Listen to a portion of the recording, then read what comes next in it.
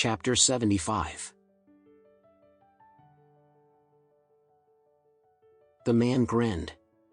He pinched Scarlett's face and said, "You're my woman now, why do you still want to be with him?" "I don't allow other men to touch my woman." Scarlett hurriedly persuaded with a coy voice, "Don't worry, Stanley, I haven't let him touch me since we got together. He's so filthy. My body is always yours and only yours, it's exclusively for you alone." Then, she continued, "Actually, I wanted to break up with him as soon as the restaurant started operating. But I didn't know that the loser had a friend who was quite resourceful and helped me get rid of Scarface at the redevelopment zone.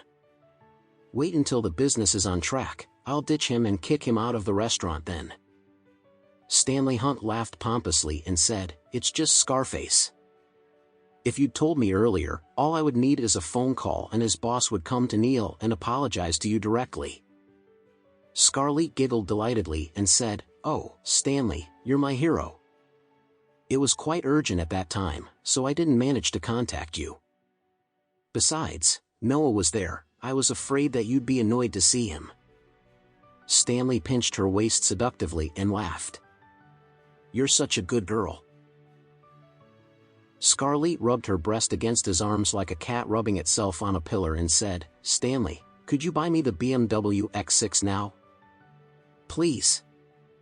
Stanley smiled haughtily and said, "Later, baby. We'll go to my place first, let me feed you several rounds. Then, you ditch that loser and I'll buy you the X6 tomorrow." Scarlett shrieked joyfully, "Stanley, is it true? Will you really buy me X6 tomorrow?" "When have I ever lied to you?" Stanley grinned. "But you need to make me happy first." Scarlett looked at him coquettishly and said, "You naughty dog. Don't you worry, you'll be in cloud 9 when we get to your place later." Then, they turned and left the BMW showroom. Alex was extremely agitated by the disgusting couple. Immediately, he took out his phone and called Noah.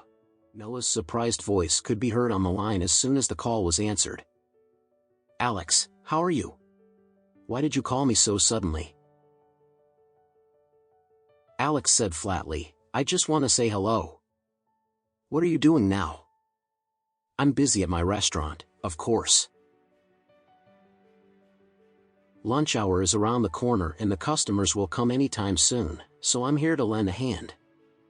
"Do you go to your restaurant every day?" "Of course. We're just starting our business and there are many matters for me to handle. Besides, more than half of the restaurant's capital was Scarlett's father's money. They will look down on me if I don't work harder." "How much did you put in the restaurant?" $100 grand. That is all my savings since graduation." "Who is the owner of the restaurant?"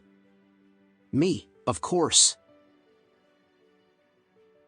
"Was your name written in the business registration?"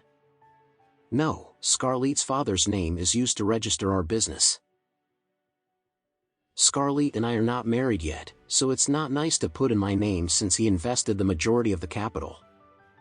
Then, Noah continued, "But her father promised that he will change the ownership of the restaurant under my name once Scarlett and I get married." Alex shook his head in dismay as he listened to Noah's remark. This fool didn't even know that he was taken advantage of. Scarlett treated him like a slave. She was letting him get busy with the restaurant's affairs while she cheated on him with a rich man and was even thinking of kicking him out of the game. Now, Noah had no legal attachment to the restaurant since it was not registered under his name. Once Scarlett betrayed him, he would get nothing. Not only would all his hard work be in vain, but he also wouldn't even get back his $100 grand. Alex was getting more and more disgusted with Scarlett. He asked Noah directly, "Where is Scarlett now?"